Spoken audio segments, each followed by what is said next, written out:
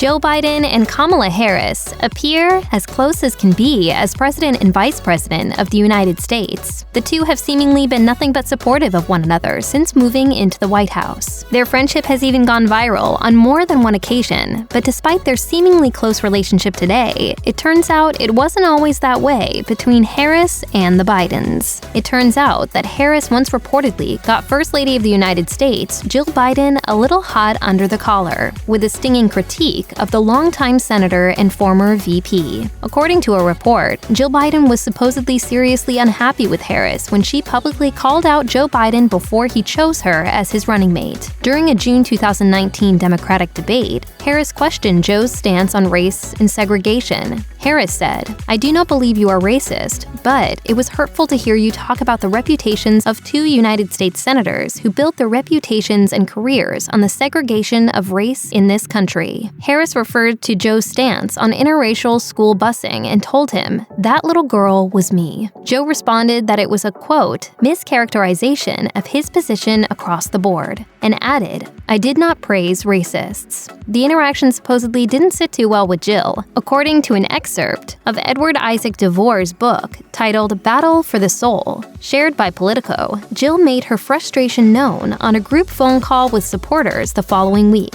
She supposedly said, "With what he cares about, what he fights for, what he's committed to, you get up there and call him a racist without basis? Go f*** yourself." Joe was also said to be perturbed by the remarks and is alleged to have turned to fellow candidate Pete Buttigieg, who is now the transportation secretary, and supposedly said, quote, "That was some f***ing bullshit."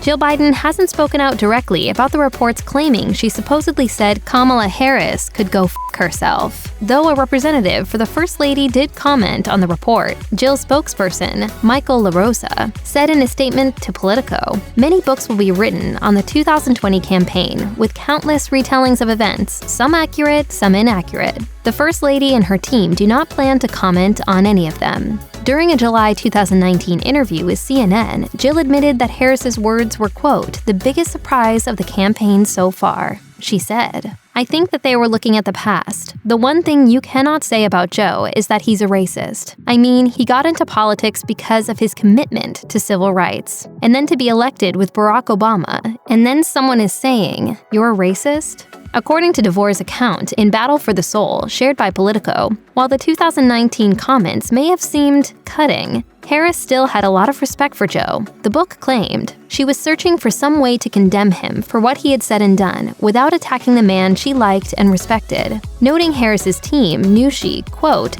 had to land hard on Joe in the debate, but was initially reluctant because of the close relationship she had with the Biden family. Though it seems like things were rocky between Jill Biden, Joe Biden, and Kamala Harris at one point in 2019, it appears the trio have buried the hatchet since. Joe and Kamala have gushed over one another multiple times since the debate, most notably when they were sworn into the White House in January. Harris said even getting to be on the stage was a testament to Joe's character, because he had the audacity to break one of the most substantial barriers that exists in our country and select a woman as his vice president. Harris was the third female candidate for vice president and the first to be on a winning ticket.